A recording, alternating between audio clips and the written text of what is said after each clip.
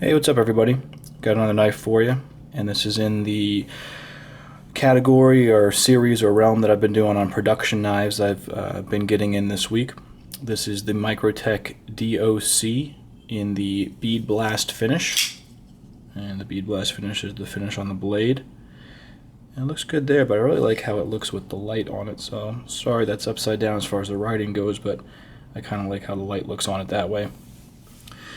Once again, this is in the series I've been doing as far as production knives I've been getting in of makers that I like their custom stuff or I enjoy their design or their prominence or what they've done in the industry, but I'm either not at the point where I'd want to shell out the cash for their customs or I don't like it enough that I feel comfortable buying a custom, and I'm happy to get a knife that looks close to it, that they've worked with a manufacturer on to produce something that matches their design, that they've licensed their design out to, not buying a copy or a clone or the Chinese knockoff stuff, but actually getting a well-made knife by a good name production company, and then seeing that design in action and getting at an affordable price. And maybe you guys don't think the prices are affordable or not, depending on what level of knife person you are, how you feel about EDCing knives or collecting knives, safe queens or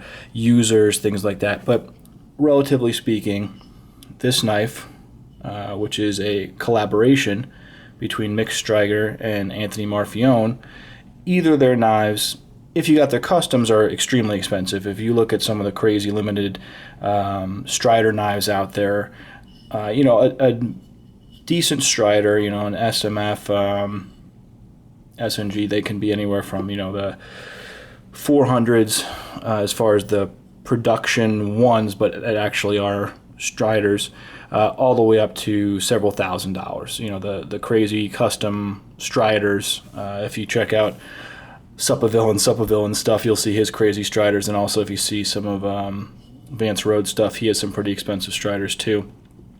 Very expensive stuff. Same thing if you get an Anthony Marfione custom, either whale shark or something of that nature. You'll have a very expensive knife on your hands, several $1,000s, or high hundreds. And then if you get, and then what you have here is Microtech, which is Anthony Marfione's company, created a combo knife, and it does a lot of things that I think everyone has been looking for. Strider, as you know, doesn't do flippers. So you have the flipper right there. So now you pretty much have a Strider with a flipper, with flipping action. And what they pretty much did is took the design of the Strider handle, the shape, and we'll get to that in a minute. I know I said I'd get something in a minute and I should just talk about it at this point, but I don't want to get negative right off the bat. So they took the handle shape and everything that everybody loves, the feel of it, and then you took a flipper to it, and then you added what looks really like a whale shark type blade. So you have the Anthony Marfione here and you have the Strider here, although you do have this kind of, it is slightly looking like a nightmare grind. I mean, not to say that it is, but you have definitely the shapes in here, the swedge coming down. It's pretty pretty cool looking blade, wide, aggressive, and really good feel in the hand after we get rid of this thing, which we'll talk about in a minute. So here you have the good choke up, the double choil that the Strider has always done. Hold that out here, but you can see even the edge on here for a production edge grind looks pretty good. You have a really good point here, fat belly of the knife. I mean, you could even put your finger up here at a point if you really want to get intricate, but you're here or here. The sublock frame lock system, the aluminum handles, the custom Microtech screws, the titanium backspacer, I mean, all great stuff. And even this grip tape, which I think people are kind of one way or another on, either they love it or hate it. I'm liking it a lot. It does give, when you're holding it, you know, sideways, when you're showing it out this way, if you're going to do some spearing action with it, gives you good grip here. When your hands are on it this way, you have good grip on it. It doesn't really cut, or, you know, it's not super sandpapery. It just gives you that grip. And it's something different. I mean, it stands out. Some people might want to put carbon fiber inlays or G10 inlays or something like that. But as far as a production knife and something that's different, I don't see too many knives with grip tape in them. We'll take a look at the action on this. Great action, and a very different type action. Really what I would compare this to is a shotgun action. And in that I mean, when you break the detent on this, it fires out violently. You have those knives that are smooth. I'm not saying that this isn't smooth. I mean, it does flow through here. It's not catching or snagging. There's no drag on it. But when you break it and pop it out, it feels like an explosion is going on. I mean, it is a little bit harder detent on it. And then it's this big double click going on as it flies through. And one reason I think that might be is because the detent ball is pretty far back on here. So most knives, you have, you know, a little bit of room before the full snap in. So here, right at this point, you see the bar move that little bit. That's it when it's passing the detent ball on this part of the tang. So when you get to here, usually there's like that and you're done. But you can see how much more room there is to go before it snaps in. And that, I think, may be one of the reasons why when it's flying out, it's almost gaining more momentum at the very end and speeding back up because it's here and then it has all this rest of the room to go freely with nothing. It's not done, you know. So I don't know, I'm not a knife maker or anything, knife expert even, but that's my thought on it. It seems like there's a lot of room in that area. And then you'll see on the lockup, it is pretty far, and there is a lock bar insert here, steel insert, which is nice too on this knife. And it's kind of hard to tell exactly where it is because how far back it is from where it locks up. It's not right at the front here. It's deeper on the bar, so it may look like it's farther than it actually is. It isn't all the way, but it looks like 65, 70%. And I've seen some that have looked less than that. You can actually see on the back here a little bit better.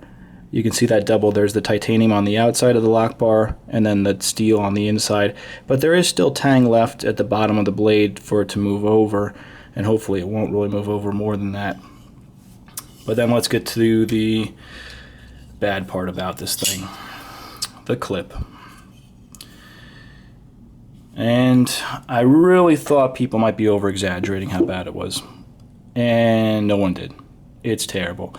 I actually had my wife hold this knife, and she barely does anything with knives. I mean, she's maybe touched my knives a few times just to look at them or hold them. And she literally picked this thing up and was like, what is that? It hurt. I mean, she slid to pick it up, and the thing's catching you here. It's actually dangerous to have in your pocket. I put it in my pocket, and when you look at it straight down, you can still see this part sticking out. I mean, you put it in your pocket, and let's say you're walking, you can brush your hand and catch your hand on this thing. It will, and the corners here, I mean, they're slightly rounded, yes, but they're still sharp. If you push this down, this is a weapon. You literally could, hey, someone's coming at you, you're like, maybe I'll use this blade, or maybe I'll use this blade and kill him with the pocket clip, because that's how bad it is, you know? It's crazy. And that's where they put their names. And many people pointed out, it's funny, they put their names on the worst part of the knife. I feel bad for Mick because he thought this thing was great, and then Anthony is the last one to see it and puts on this clip. Really what you have to do is send it out and get the clip pimped by somebody and take this all down. You can check out a few people's channels that have had these. Jim Skelton had his done already, and I'm sure a number of pimpers are going to do that. You don't really want to get rid of the clip, or at least I don't, because it has the guy's names on it, and I don't want to get rid of the piece that has the prominence or premier people on the knife. So really it's about chopping this down and making it flat. Another thing is the lock bar doesn't stick, but it's kind of hard to get into because there's no jimping or grooves on it. It does, you know, when you're here, it is a little, I don't know, it might be right in line, but it sticks out maybe a touch. So when you go in, you know, you can do it, but it's not the easiest one to get into and push over. Now you can see here, it is very smooth going down, and you get right to here, and detent's good on it. The issue with mine too, besides the clip, is that it's not exactly centered, and you'll see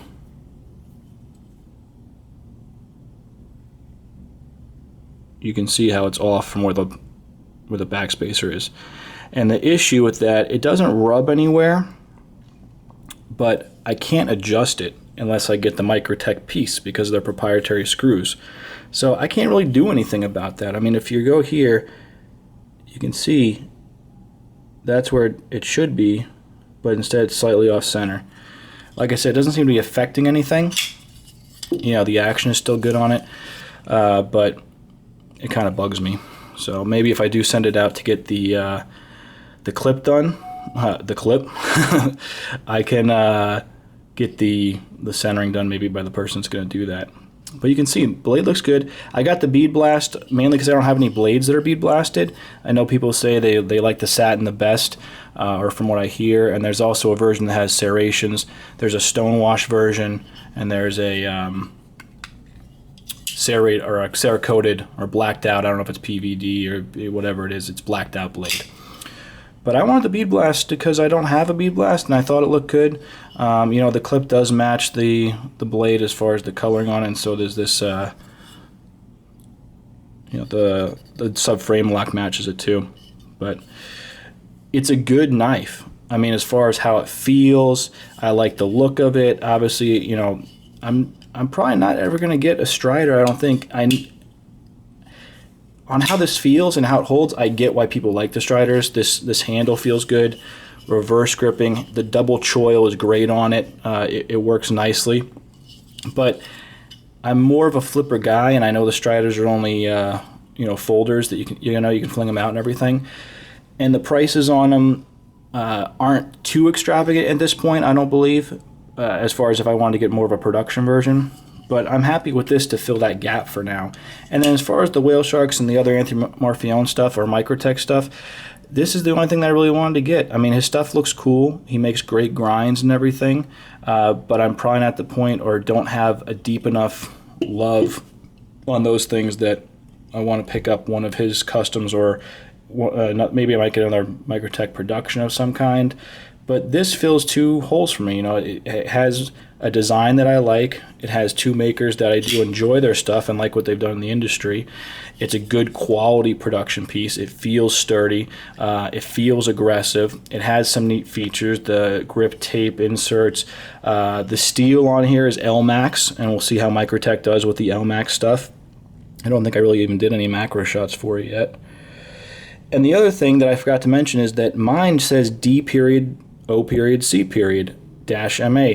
and everyone else's I've seen actually says death on contact across the top. So I'm not sure why mine has the initials and others have it written out. I like it better that it has the initials because I think having a knife that says death on contact isn't the greatest thing to have. You can see there it's June 2013, the blade type, material Elmax.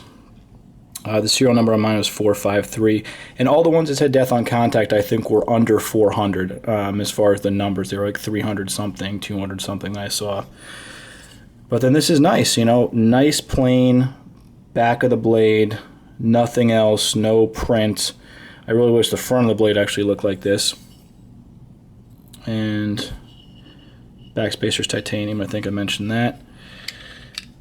But yeah, action on this is really unique, I feel. You know, that explosion. It sounds like you're cocking a Glock 22 or something like that. It's like cha-chick, cha-chick, you know, and the way that it fires out, not that the blade is extremely heavy, but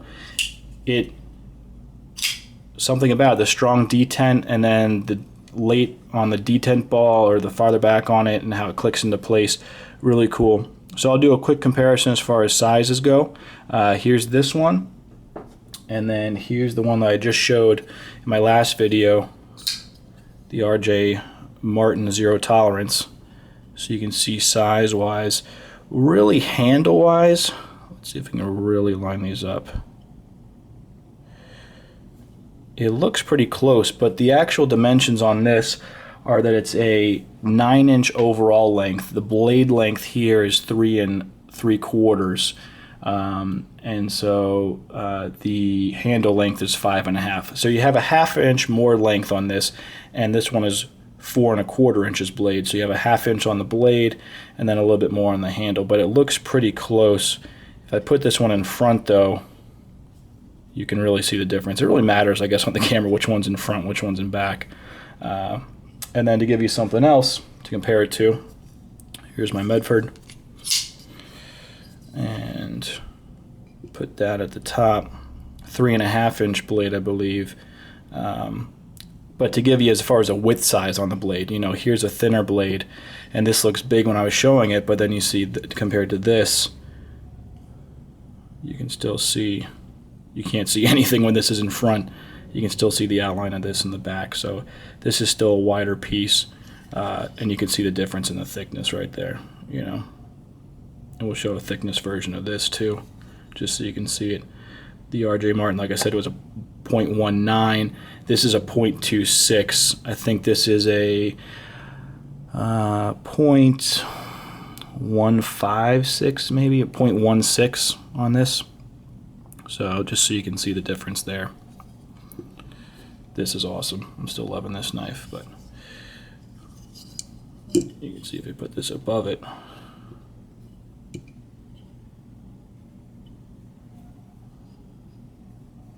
Pretty close, even though this has a shorter blade length on it. And then lastly, to give you something, Silent Soldier. There you go. Yeah, this thing's fun.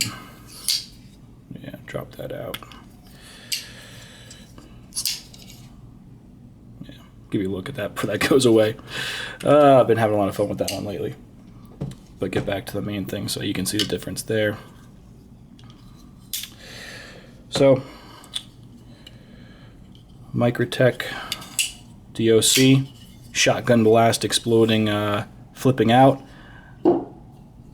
This one, just nice and smooth, slick. Get that out of the way. But there's your look at that. Got the macros in, got the specs and everything. I like it, just not the clip, and I would like it to be centered. But cool, interesting knife. Once I get everything in and a little time goes by, I think that's when I'll send this one out. Problem is I've just gotten so many other knives in that I can use those and be happy with those for now before I have to worry about fixing this thing up. So let me know your thoughts if you have any questions, and get on to the next video pretty soon. Thanks a lot.